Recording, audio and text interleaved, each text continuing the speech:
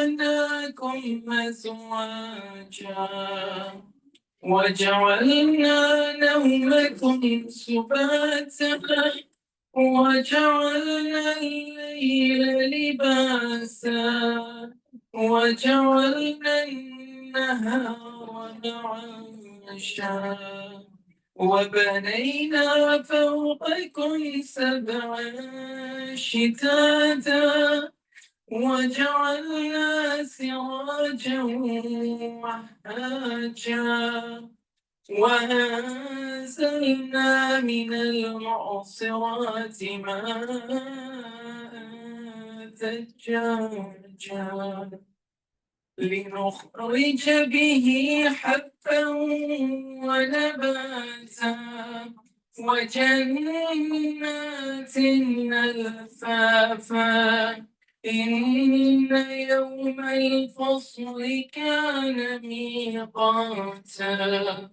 يوم ينفخ في الصور فتأتون أفواجا وفتحت السماء فكانت أبوابا وسيرت الجبال فكانت سرابا إن جهنم كانت مرصادا للطاغين مآبا لابثين فيها أحقابا لا يذوقون فيها بردا ولا شرابا إلا حميما وغساقا جزاء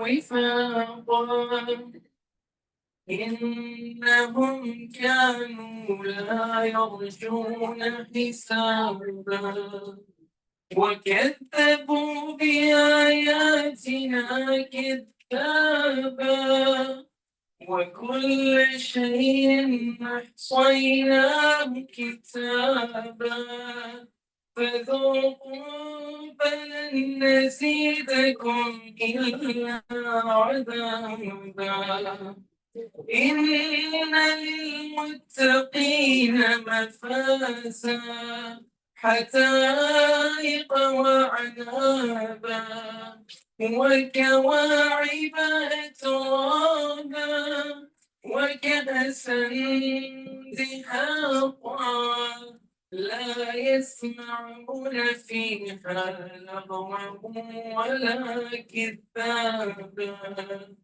جزاء من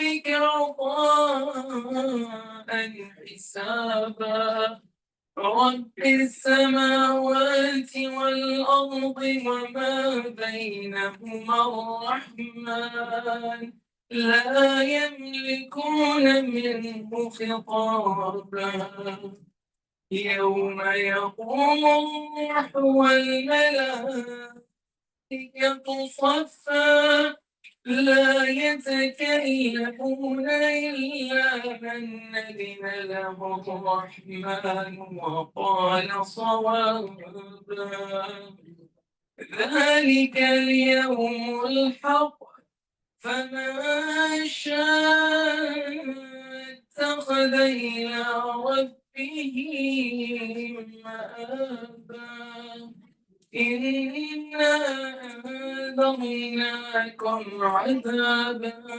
قريبا يوم ينظر المرء ما قدمت يداه ويقول الكافر يا ليتني كنت ترابا آمنا بالله صدق الله العلي العظيم. اللهم صل على محمد.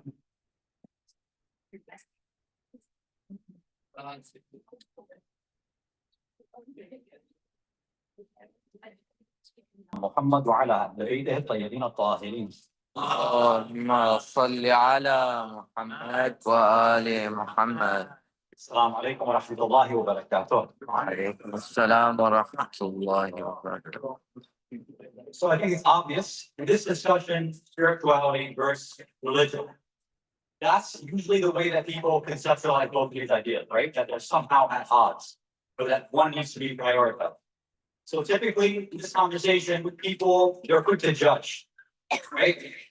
If there's this one group that says, I'm more spiritual, or I'm spiritual more than religious, or I'm not really religious, I'm spiritual, then the other side will say, all right, well, you're not following the rules properly, you're not following what the religion is telling you, right? That's the kind of judgment that comes. The other side says, well, all of you who consider yourselves religious, who follow all the rules and all the laws, you memorize all these facts, you have no heart, you have no spirituality behind praying to God and talking to Him. So that's a dead religion that you have. Islam is asking for spirituality to be there. So there's this constant sort of tension between these two ideas, or rather these two groups that are kind of pushing for what does Islam actually talk about? What is Islam benefiting, spiritual or religious? So the problem is, the way that we would solve it is not by trying to figure out who's on the right side, at least not yet. Maybe these are some things that in these breakout sessions and discussion groups, you can discuss amongst yourselves. What we want to try to do, at least for the first part, is to give some ammunition, some intellectual resources for us on how do we even begin to think about discussions first. And this sort of paradigm or framework that we're going to talk about right now should be used and has to be used in every single issue, every single conversation that comes up. Right? And that's going to be what? When I'm talking about what I think it means to be religious, or what I think it means to be spiritual, I already have a bunch of presumptions and assumptions in my mind.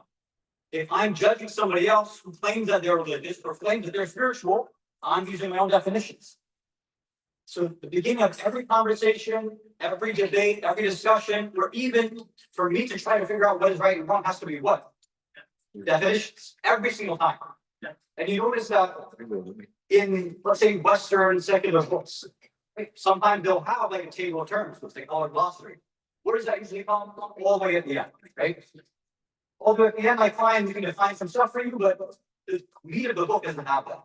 What's interesting in pretty much the vast majority of books written by our ulama and our scholars, whether it's technical books or just articles that are written, nearly every single time, right at the beginning, before the discussion even starts, is what? Let's define the term for you. In this book, for example, we're going to talk about taqwa, we're going to define it for you first. In this book, we're going to talk about motherhood, we're going to define it for you first. That's the way they do it. Even in the most technical discussions of, let's say, usul al-fiqh, they spend pages and pages and too many pages saying, let's define for you what does usul al-fiqh actually mean. What's the subject matter? They spend many, many pages that bored many, well, not you, but certain house students are really bored in those classes, okay? So, now how do we think about this? Most of us already have our own definition, right? If I ask each and every one of us, we're going to give a definition for religiosity or religion or being religious and what it means to be spiritual or spirituality, right? And then maybe in the course of our breakout sessions and discussions where we're debating somebody, we'll say, okay, well, fine, we'll define it. Let's open Oxford Dictionary or Webster's or, God forbid, ask AI or something like that. And that's how people will start arguing. Let's go by this definition. But is that something that Allah wants us to go with? Does Allah jump in and say, no, I'm going to define some terms? Does the Quran come and say, I have to define things for you? Because your presumptions won't work within Islam. It won't work within the Quran. Well, there's a yes or no answer to that. There are plenty of times in the Quran where Allah says, no, you insan, you humans, you have the general idea in your mind. So Allah, or the Quran, the Ahlul Bayt, they don't need to redefine it for us. Right? So when Allah's talking about the skies and the heavens and earth and moon and stars and any orbital bodies, when he talks about mountains and rivers, all the natural occurring things, there's no definitions because everybody knows what's being talked about. It's very obvious. Concepts like day and night, okay, those are obvious. The idea of parenthood and family. We all have a general idea of what that means, and that's good enough for Allah to say, I don't need to redefine it for you. You can go ahead and understand what's being talked about in the ayat of the Quran or by the Ahlul Bayt based on what you already know. Right? So there's many concepts that Islam says you're fine. We don't need to redefine it. But on the other side, There are a lot of other concepts that Allah says, you have an idea in your mind, but that's not the way I want you to think about it. And Allah comes in the Quran, working the Ahlul Bayt, and says, we have to redefine this for you. Because if you think and try to behave using your own presumptions, assumptions, and definitions, you will not reach that maqsad, the hadaf, and the destination that Allah actually wants. So I'll give just one example. There's many examples in the Quran, obviously, but for lack of time, and obviously we want to appreciate Mujtaba as well, we'll just keep it very short. In Surah Al-Baqarah, right? So Surah 2, Ayah 177. Bismillahir-Rahmanir-Rahim. You've heard the term bir before, righteousness, goodness. So Allah, you'll see a lot of this grammatical and sentence structure used in the Quran. Well, Allah starts off, Bismillahir-Rahmanir-Rahim. Laysa bir. Let me define for you what is not righteousness and bir and goodness. Laysa bir أن تولوا وجوهكم قبل المشرق والمغرب ولكن البر من آمن بالله واليوم الآخر والملائكة والكتاب والنبيين وآتى المال على حبه. And then it goes on. I'm not going to read the whole Arabic.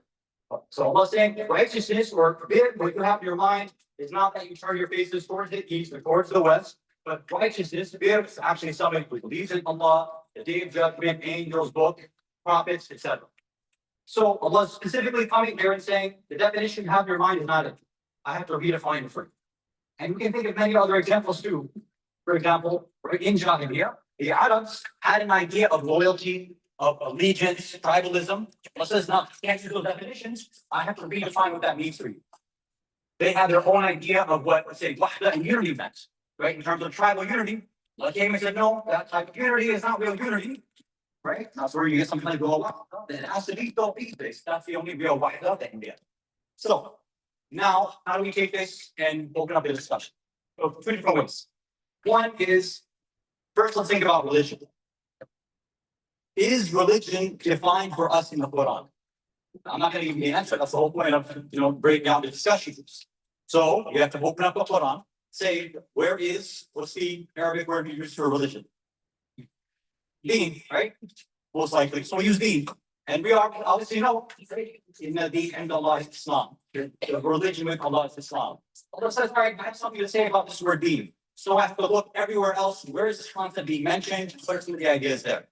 Is it the same idea about religion that I have, or is Allah trying to explain something else? That might be the easier task. The tougher task is what? Is spirituality. What's the Arabic word for spirituality? What's the Quranic word for spirituality? Everybody was very quick to say deen, but here, because there is no real Quranic equivalent necessarily. And there's a secret reason for that. I can't explain because I can't give you everything right now, right? Yeah. Because we all know spirituality is something that you put an effort for. So perhaps one of these puzzle pieces is that Allah's not going to spell something like this out. You'll have to jump into the Quran, use the Ahlul Bayt, and see what sort of secrets are being mentioned about this concept of spirituality. Right? So now I'll end over here, pass the Sheikh Mujtaba. But these are some discussion questions that you can all keep in mind. So when somebody's saying that, I'm spiritual, not religious, before judging, let me see, okay, what is your definition of spiritual? What's your definition of religious? Right? So let me see what they're saying. Then, okay, now that we've all given our own definitions, let's kind of put them to the side and go back to the Quran, to the Ahlul Bayt. How did they tell us and define for us religion, religiosity, and spirituality? And is that actually going against what I'm talking about here? And then you can use, after redefining these things from a Quranic paradigm, from the Hasan, now I can go back to the question and say, all right, can I be religious without being spiritual? Can I be spiritual without being religious? And then after those definitions are there, these questions will be much, much easier to answer. Salawat ala Muhammad wa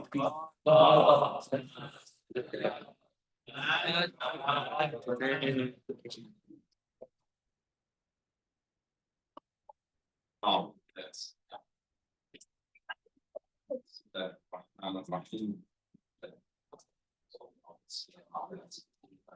Yeah.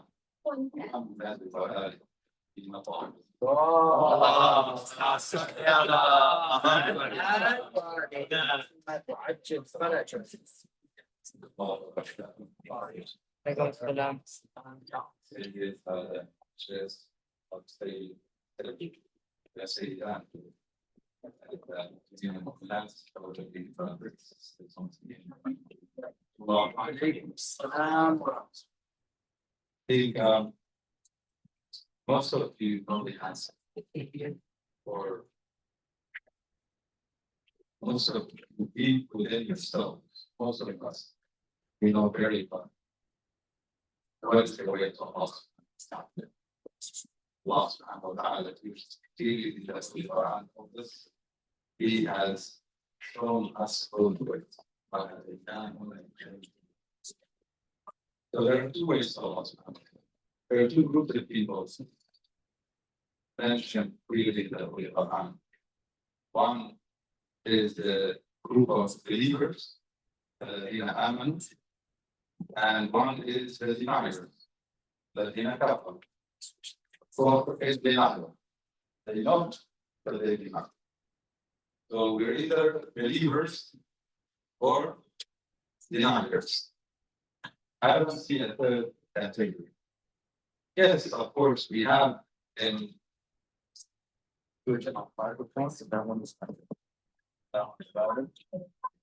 it may be the person, I don't know. No, it's very It is better? Okay. Again, we have the two categories, الذين آمنوا and الذين كفروا, the believers and the deniers. Amongst the believers, the Holy Quran does tell us that there is a group of السابقون أولئك المقربون. There is a group that basically exceed amongst the believers. So first, let's be believers before we start assuming that we are muqarrabun. Some of us, we assume, and because we assume we don't do enough, therefore, God forbid we could fail in this journey. And so let's not make assumptions, and let's make sure we are mu'minun, and then we can strive to be amongst the muqarrabun, the very close ones. What does the Quran tell us about mu'minun? Allah subhanahu wa ta'ala in Surah Al-Mu'minun, the chapter named Al-Mu'minun. He introduces the mu'minun, he says they are the winners. They are the victorious ones. قَدْ أَفْلَحَ الْمُؤْمِنُونَ. The first thing, their very first ayah kind of give the answer away. What does it say? Who is familiar with the Quran here? الذين هم في صلاتهم خاشعون. أحسنتم. صلوا على محمد وآل محمد.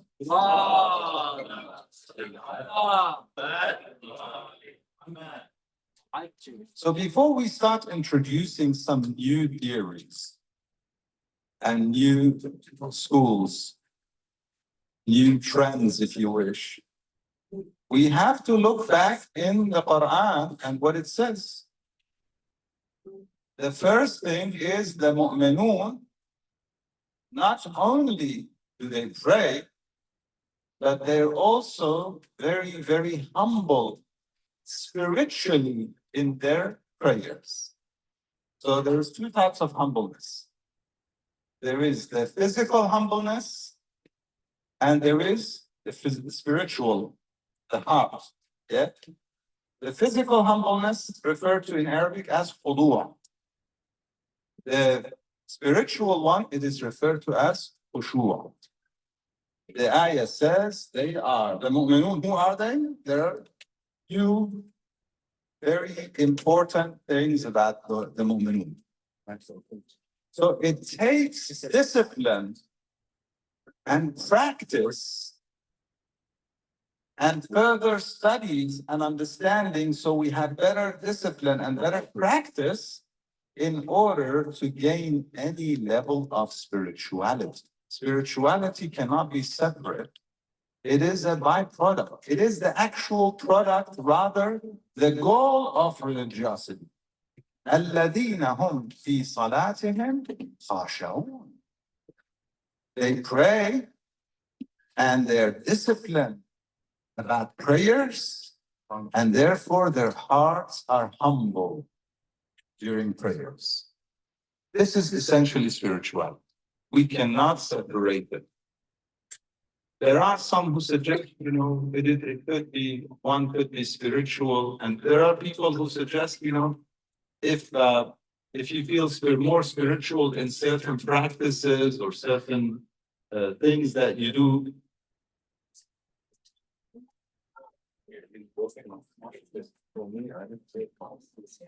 I have been told that I speak soft, but I didn't know that soft. So, is this better? Yes. Okay, Hasan. So time is good on that one. Okay, alhamdulillah, we know. صلوا على محمد وعلى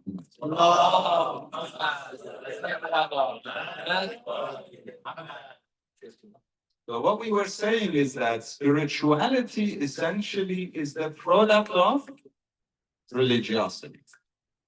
And we cannot be spiritual unless we are disciplined and religious. Otherwise, one would be sometimes spiritual and other times completely off the track. There's a Farsi, beautiful poem in Farsi about spirituality, in fact, or Gnostics. It says, Rahroani's kegat tondo gati asera. Rahroanas ke aheste ke asera. The traveler is not one that runs and sometimes is so fast, and then other times he's tired, he sits down and I'm done. This is what some people think spirituality is, So they get on a hike and then it dies. There's no discipline. No. The traveler goes constantly, persistently, continuous. Does not stop. And that takes religiosity. That takes discipline. I'll give you examples. Somebody thinks I can be spiritual. In certain gatherings, they can sit down and talk about spirituality and the heart and poetry and get into, I don't know, Mawlavi and, all the different Gnostics and Hafez and, there are people who, and then comes into a transaction, a business transaction. They call them shrewd. Or in some language, they might say zerang, meaning he's capable of deceiving the other party. I don't know how this is zerang. Anyway. Yeah. So in business transactions, they're good at making sure that they're the winners and everybody else is the loser. That's how they perceive a good business transaction. They don't have a win-win. It's a win-lose. That's how they think. They might even go to, I don't know, ziyarah, they do other very, very spiritual things. And I'm not denying spirituality in these places.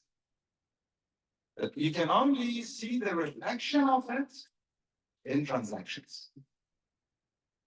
Therefore, the ayat clearly state after في صلاتهم خاشعون, it reflects on their behavior with one another.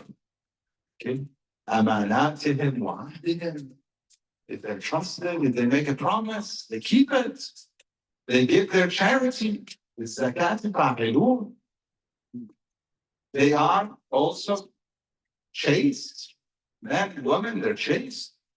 لفروجهم حافظون إلا على أزواجهم. Side note, spirituality. One could claim so much spirituality, comes to dealing with the wife, or the wife dealing with the husband, and there is no religiosity, there's no concern for the rights of the other person. Where is spirituality there? That's the question. The rights of the husband, the rights of the wife. The wife might feel so spiritual and thinks that she's doing so well spiritually. Comes to the right of the husband. If she's failing in the rights of her husband, and I'm not sharing the rights here, it's a very, I would say, various ages, very mixed gathering, so it's not the appropriate platform. However, it comes to the rights of it comes to the rights of the life. And they fail. That's ritual. So before you become, there's a saying in Lebanese, it says, before you start jumping, you need to start walking. Before you start jumping, make sure you know how to walk. Before you start saying spirituality and all these beautiful labels, make sure you got your religion understood, the religious practices right, and you're disciplined in your faith and religion, and that's how we can achieve real spirituality. I'll finish with an analogy, and then perhaps you can share your thoughts and ideas. In fact, this analogy was the help of my wife. It was beautiful, so I wanted to share it with everyone. If we consider practical Islamic law as the roots, and we consider religiosity as a firm trunk of a tree, then the branches and the fruits would be spirituality. You cannot have spirituality, real spirituality. What people may think is spirituality is not real. It's some highs, okay, that you can achieve with other things. It's addictions in reality that one could achieve with many other things and think it's spiritual. No, spirituality is the fruit of the tree of religiosity, which is rooted through Islamic law. With that, I open this platform for perhaps discussions, questions, or breakout. I don't know, whichever way you want. Who's the moderator?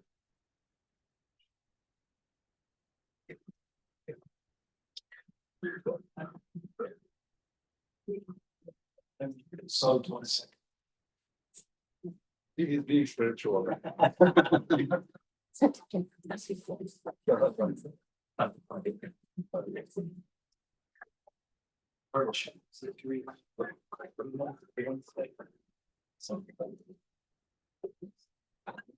Allow me to touch this first, and okay, so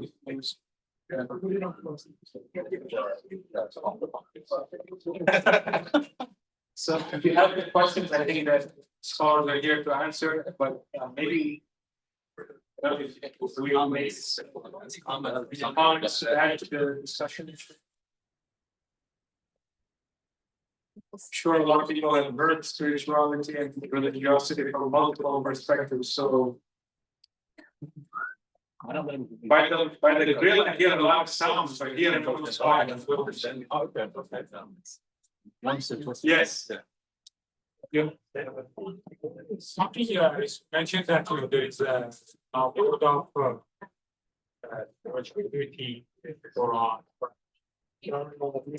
for any board. Fake naps, rules, sounds, all of those spirituality. I don't know, but say that not me. Elaborate on this on that. Okay. Yeah, so you're asking, you're giving all these other videos, this fun, the nafs and roof, all these things, these concepts are obviously mentioned in the Quran. And the claim was that spirituality is not mentioned in the Quran. So you're asking, how that's the case and how do we reconcile these? So typically in, let's say, the language of ulama, the word that typically is used for spirituality is like ruhani. That's typically what's used, right? Some people might talk about ma'rifah or irfan, maybe so Sufism, all these different ideas, trying to say that there's something separate or additional or complementary, supplementary to what everybody else is doing as a base level of Islam. The concepts that you're talking about, nafs, qalb, and all this is obviously related, and the ulama of akhlaq and irfan, this is what they talk about. But the actual term, like there's no ruhaniya mentioned in the Quran like that. There's no term like irfan mentioned in the Quran in that specific way. And again, according to many of them, it's done on purpose because this idea of spirituality, as the Sheikh was alluding to, it's not meant for somebody who's just gonna, get hyped up and get excited and then they slow down. It's meant for somebody who's constantly putting in effort, even looking for these ideas in the Quran.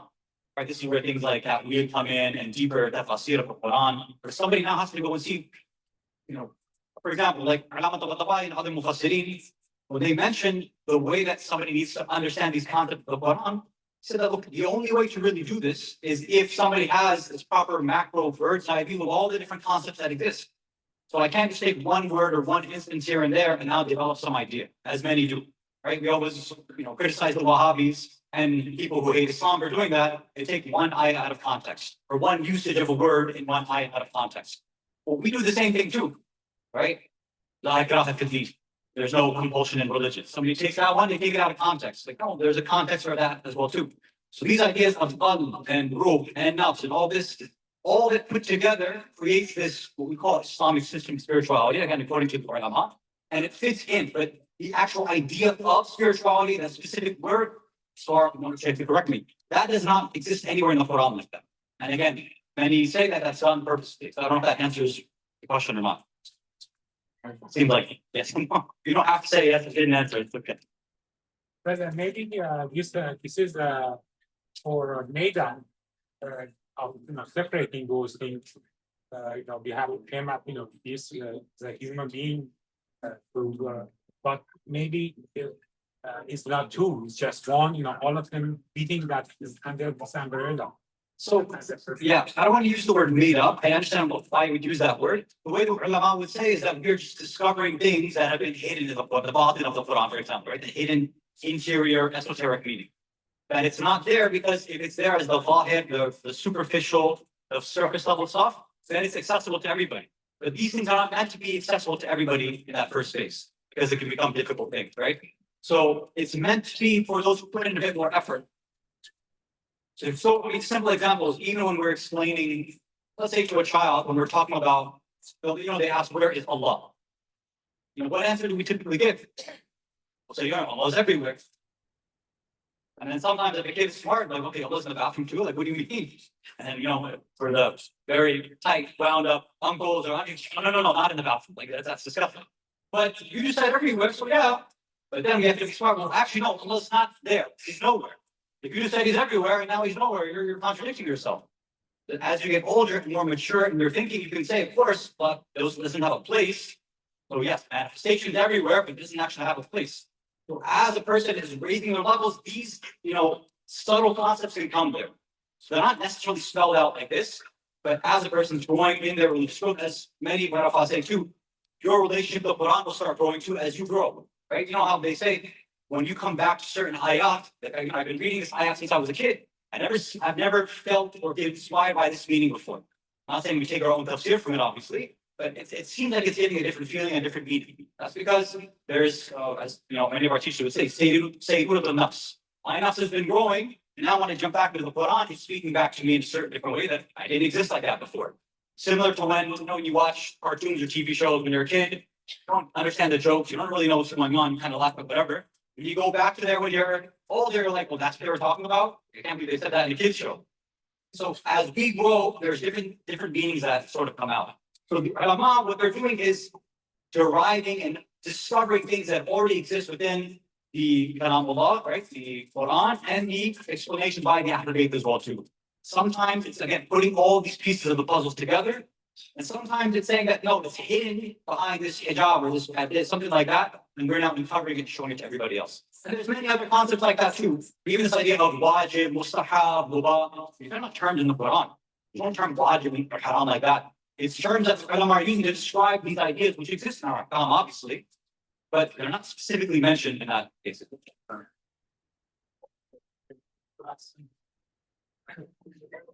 So, thank you, Sayyid. The time that I think our brother mentioned was al.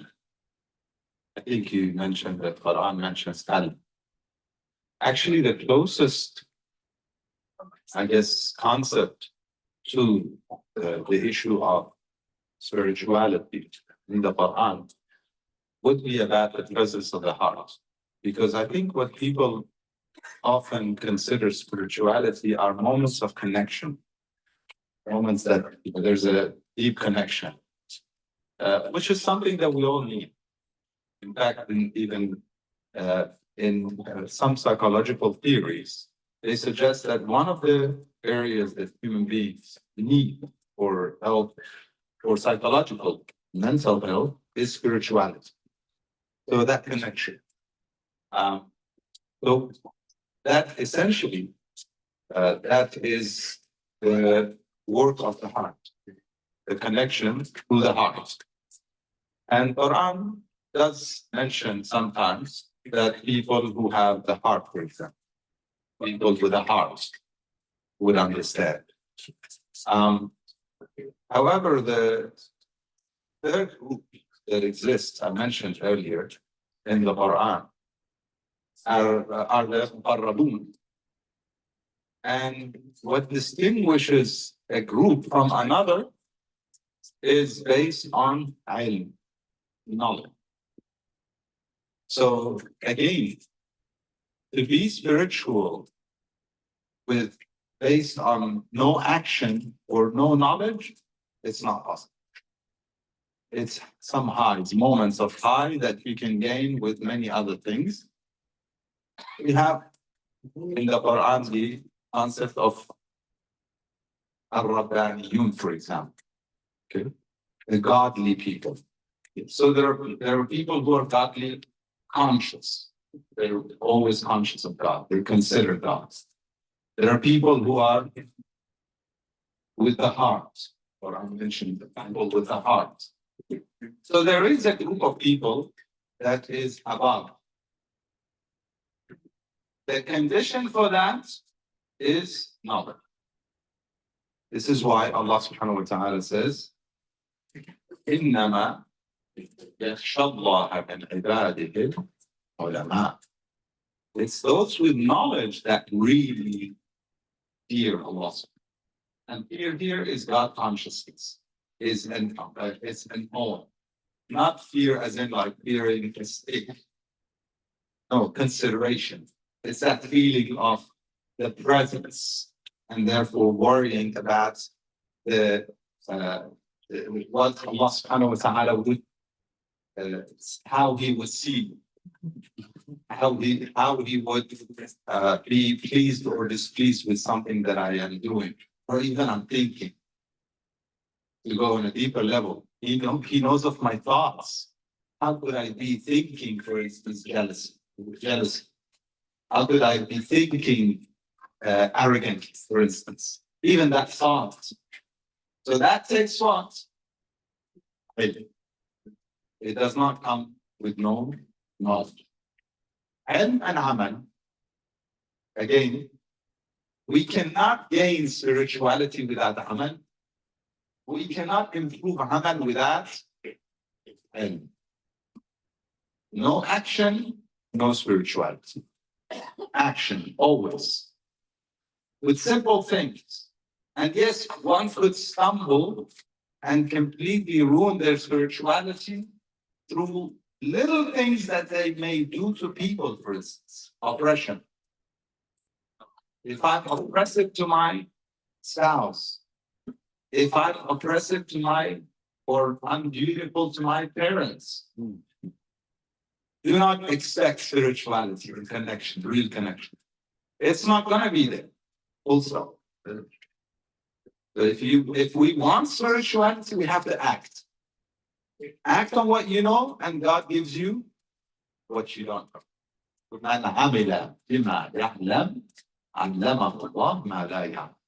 God teaches them what they don't. You want to get spiritually on a higher level, understand things better, act on what you know.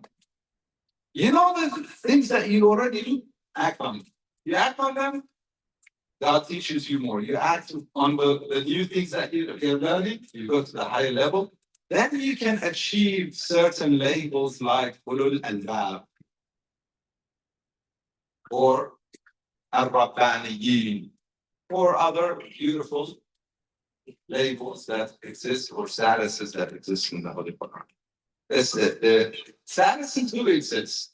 But I think it's what we need to distinguish is the definition of spirituality that is out there does not fit some of the beautiful titles that exist in the Quran about those who are at a higher level than the average believers. So you have the average believers who are acting, and then through deeper understanding, they can get to the higher level of spirituality. And there was a suggestion that if you want to get into smaller circles and have a discussion, and then perhaps through those discussions, further questions, unless any of the anyone has questions or comments. Say about it. I was gonna ask you, so like about. I was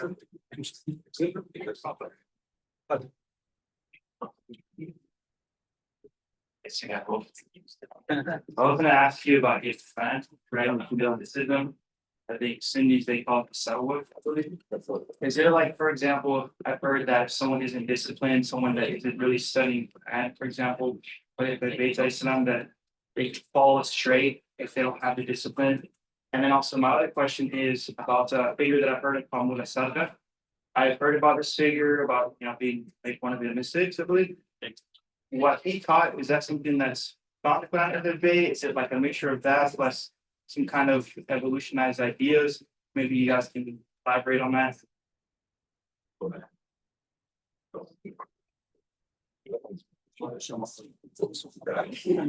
Something. No problem. Yeah, Hasan. So the question on Mullah Sadra, I think you mentioned. Yeah, Mullah Sadra is one of the philosophers, one of the greatest philosophers of the specific school of Ahlul Bayt. Yeah. We have other philosophers from other schools. However, he's considered one of the greatest philosophers in the school of Ahlul Bayt.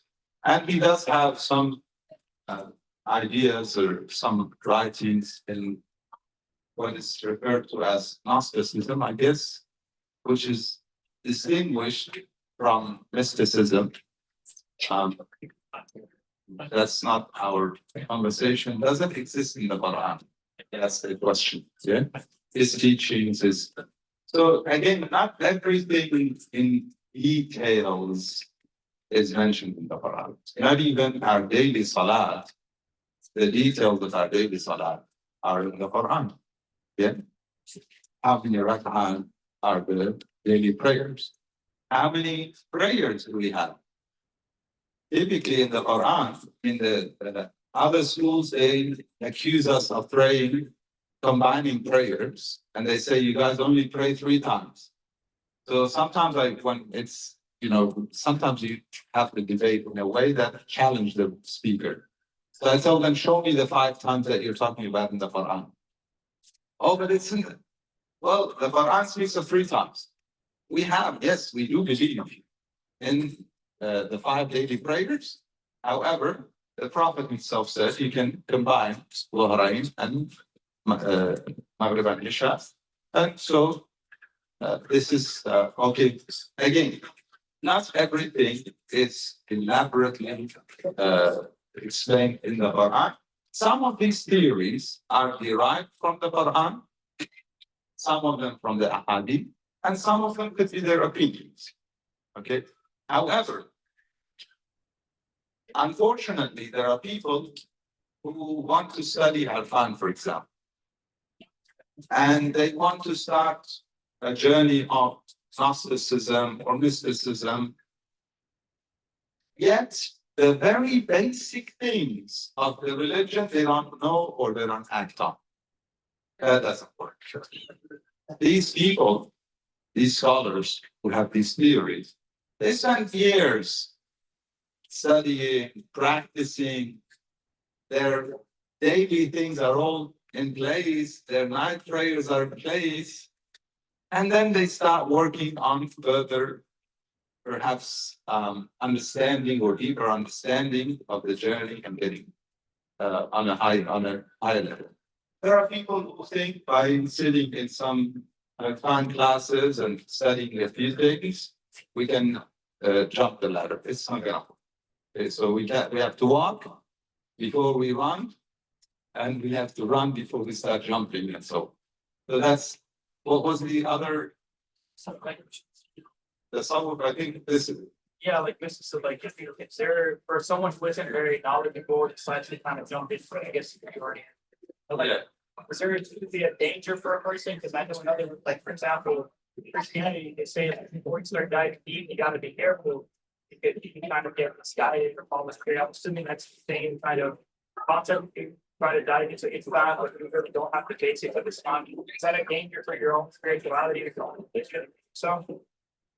Again, if one does not have the right guide, teacher, and guidance, there is danger, of course. Some people, pseudo scholars, could be misleading, and we have some of them nowadays in through the popularity that they gain from social media or some media outlets. That are misleading many, okay, either taking them to one extreme or the other, either fundamentalist ideas, okay, and excluding everybody. You're not a follower of Ahlul Bayt, you're not a follower because of, or taking them to another extreme, making things so loose, no structure, no discipline.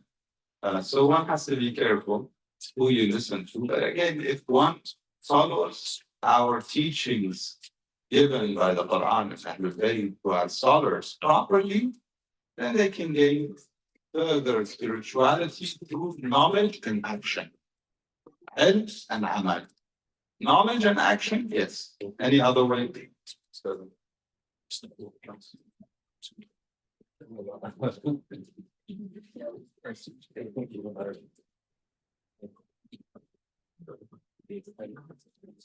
Second question, is the request to repeat the analogy of the roots, the trunk, and the. Oh, okay. I will repeat that one, inshallah.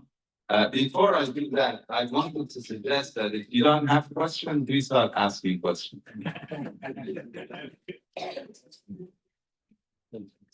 So the analogy that I gave earlier, which I think is a very good way of understanding the concept overall, is to consider a tree where the roots of it are the law, Islamic law.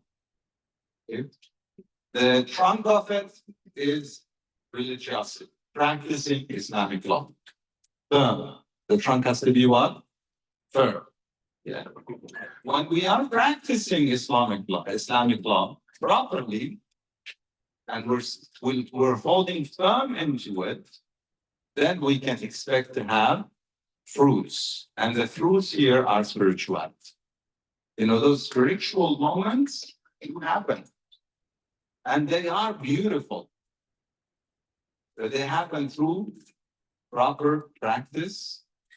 And again, I mentioned earlier, knowledge, because believe me, there is no level of pleasure and happiness in this world that can match understanding, having knowledge and understanding. When we upgrade in understanding and knowledge, and obviously that comes with the light from Allah subhanahu wa ta'ala. ليس العلم بكثرة التعلم. Ilm is not gained through just reading books. You can read books all day. Ilm, deep understanding and wisdom, ilm and hikmah, they come as a light from Allah subhanahu wa ta'ala. Based on what? Based on action. You act, you seek knowledge, you will be given deeper understanding, and you will get levels of spirituality that nobody has ever experienced in anything other than spirituality in this world. Anything physical. Nothing physical can match those levels of pleasure and happiness that one can gain through those, through again, through knowledge, practice, deep understanding, moments of enlightenment. I think the title that the organization has enlightenment in it. Illuminating art. Okay, illuminating art. So it's close, yeah? Enlightenment, illuminating. Both, yeah? Would you agree? Excellent.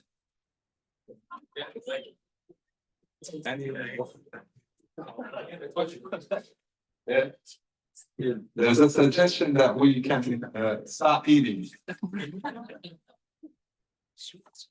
I won't say where it came from. Yes.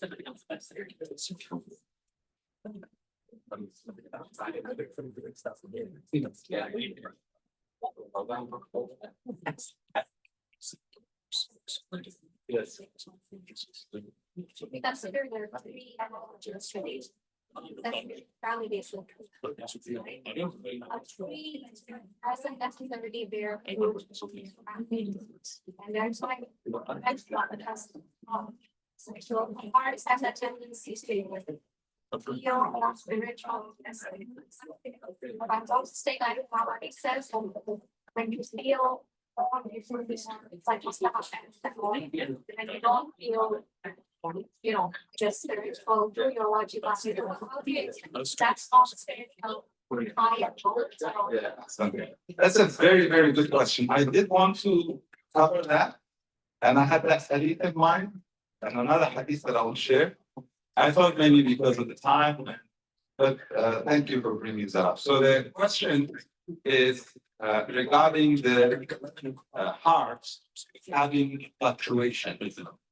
Okay, sometimes feels spiritual and sometimes feels less spiritual. And there's a hadith that suggests that that's possible. There's a hadith from Amir al-Mu'minin.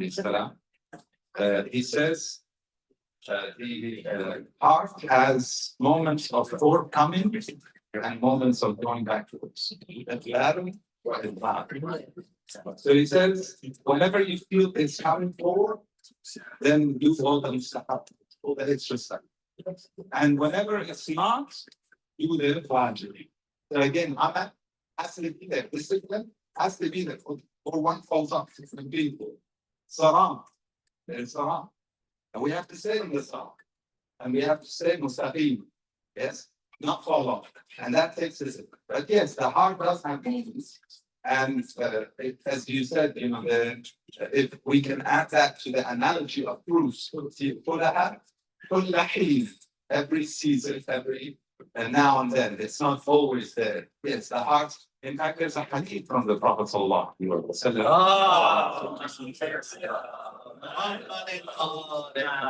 There are two that I would mention regarding the heart. One says, heart is like a feather. Now, what for those who know Arabic, what does the term "al" mean? Change. Any other suggestions? Yes,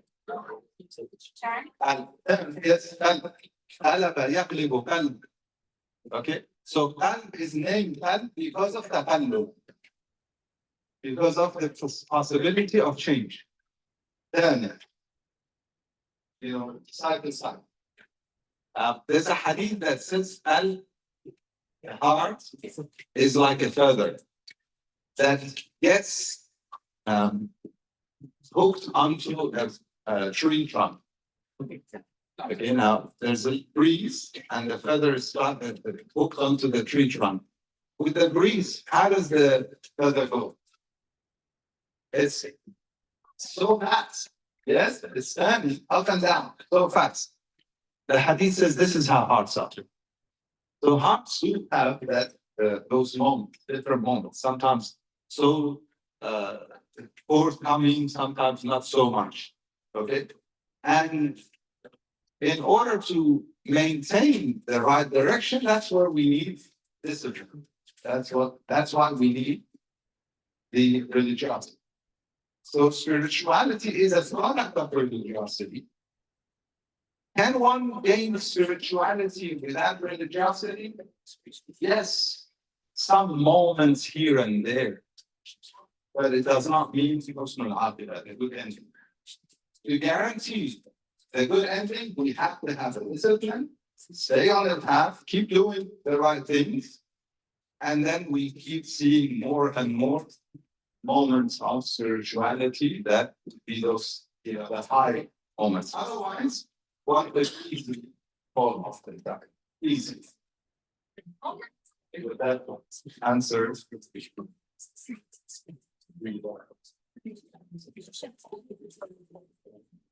I don't think I need those little. Anyway. So tying this into what Shin was saying before about praying being the foundation and the groundwork for any true spirituality.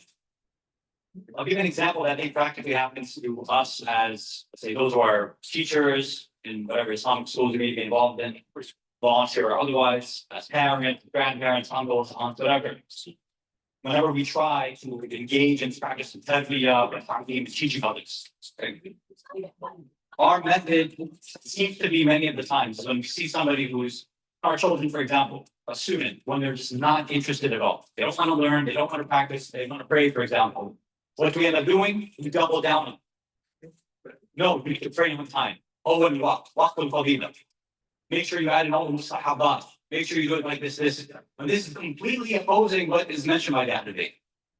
And many times, and we tested this out at when we used to be involved with madrasa, the IC madrasa, we tested students and teachers out. We said, see if you can perform your wudu and your salah with just a wajibat. And they couldn't.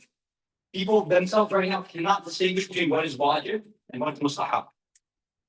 And I would say, humbly, that that's a problem. Because then, without this knowledge, we would be unable to act upon the advice and the command of Amir al-Mu'minin alayhi salam. Where there are times where adults, children, everybody feels a bit down, they feel a bit spiritually tired. They don't have that spiritual stamina and energy. And the Imam's saying that's going to happen to you, where your part will retreat. So when that happens, just stick to the wajib. And then at some point, when that part gets more energy, then okay, go ahead and push towards the mustahab thing. But what happens is, I don't even know what is the bare minimum wajib, but have no ability to act upon it. So it's possible. This is where sometimes the religious camp comes under fire, that in me trying to be religious, I'm actually going against religious teachings in the first place. By adding on all the mustahabat, I'm going to force myself to recite the dua, force this tasbih. No. Stick to the bare, pick a shorter surah. Do the basic bare minimum and ruku and sujood. Even if you're for your child, say, okay, if you don't want to pray with us in Jama'ah at the beginning, no problem. Just make sure it doesn't get qada and just get it done. That's it. But this system of tarbiyah, a lot of the times it's complete, it's exactly the opposite of what's been told by the debate and then the ulama of tarbiyah and ahwaz. So again, in order for me to be truly religious or truly spiritual, this bare minimum information is required for us to go forward. Thank you, Sayyid. I would just clarify one thing. With time for salat, you tell your children to pray on time, because that is what is wajib. And after that, it's makha, which means delaying it without a reason, it's sinful. So that would be my understanding. The hadith says, if we delay our salat without a reason, then we need forgiveness, which means we essentially. So time is the only thing. But yeah, you don't feel like praying Jama'ah, praying. You want to pray quickly, pray. You want to stick to the bare minimum, pray. Bare minimum. One of my children, pray. I cannot mention who, but her prayers. Oh, sorry.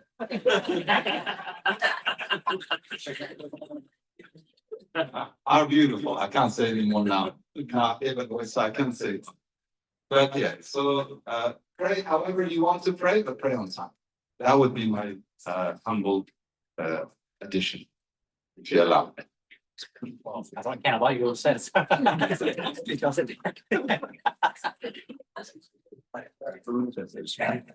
Any other comments?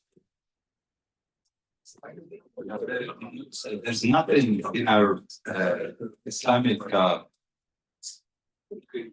in terms of teaching and hadith, nothing has been focused on as much as salat. So there's a lot of emphasis on salat. I have seen this in houses of great mothers. Time for salat is no. No, the time for salat. The time break is you don't want to do Jalan, do too many is that, but the time to get there.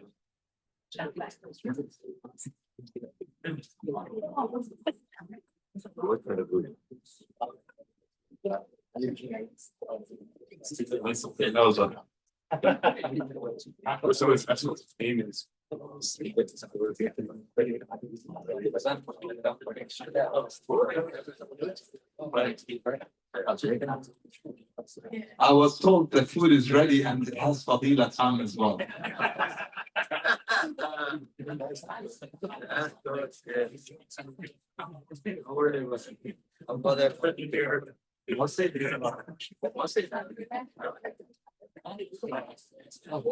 I think it's a breakout session already. Yeah. Thank you.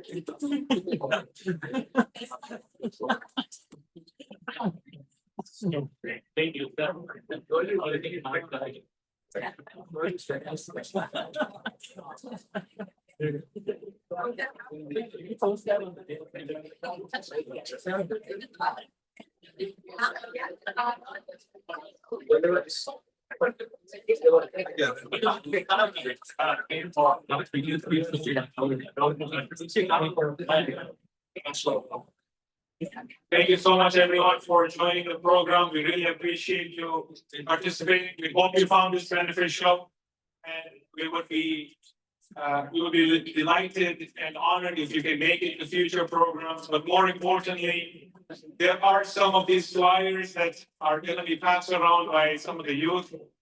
We sincerely hope that you can give us your feedback, because we want to be able to do things that are conducive, beneficial, and also allow us to do better as we go forward. So Abbas here has some flyers that he will be handing out. There's a QR code in the middle of the page that allows you to submit your feedback for this session, and also gives you a little bit of idea as to what the organization is all about. There's a YouTube channel where there are over 80 recordings for some of the prior programs that we've had. So hopefully you can follow along. And of course, if you want to be able to support us, there's information about that. So without further ado, I want to thank you once again. Thank the scholars, Sayyid Hasan, Rizvi, Sheikh Mujtaba, for joining us, gracing us with their knowledge and presence. There's plenty of food, so I hope everyone is hungry, and inshallah can. Yes, please, we are gonna try, and if the parents can help put enough for their kids, we will have to go for those who do not finish also, so we can, try and reduce the waste. You'll notice there's no paper plates. We brought reusable plates. We also brought bowls, so you can use the bowls, and these are reusable. Not everything is reusable. Yeah, not everything is reusable, but for whatever we could, we try to minimize the waste as much as possible. But I hope you all came hungry. There's plenty of food, mashallah. So don't feel shy, eat. And inshallah, remember us all in our du'as and your prayers.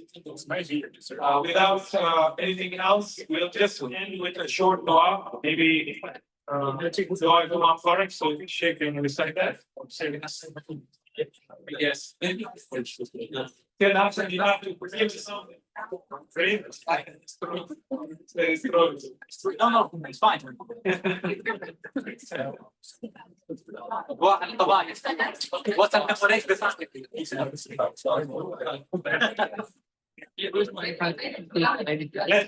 end with a short dua, inshallah.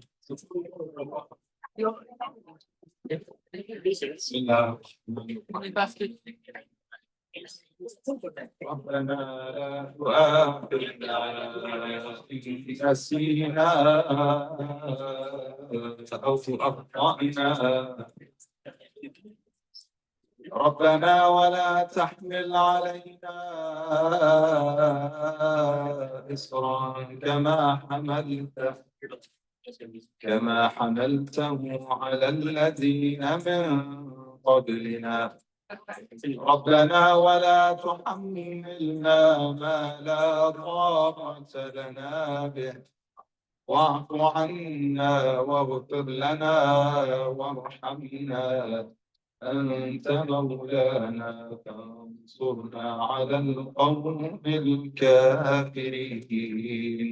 بسم الله الرحمن الرحيم. اللهم كن لوليك الحجة ابن الحسن صلواتك عليه وعلى آبائه في هذه الساعة وفي كل ساعة وليا وحافظا وقائدا وناصرا ودليلا وعينا حتى تسكنه أرضك طوعا وتمتعه فيها طويلا وهب لنا رأفته ورحمته. Make us the subjects of the dua of the Imam of our time, Ya Allah. ببركة الصلاة على محمد وآل محمد.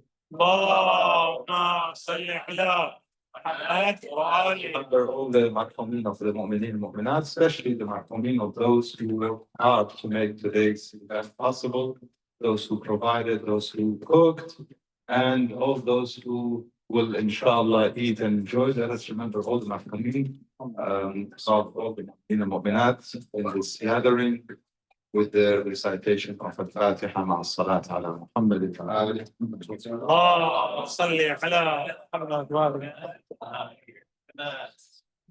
Thank you, Sheikh. بسم الله الرحمن الرحيم.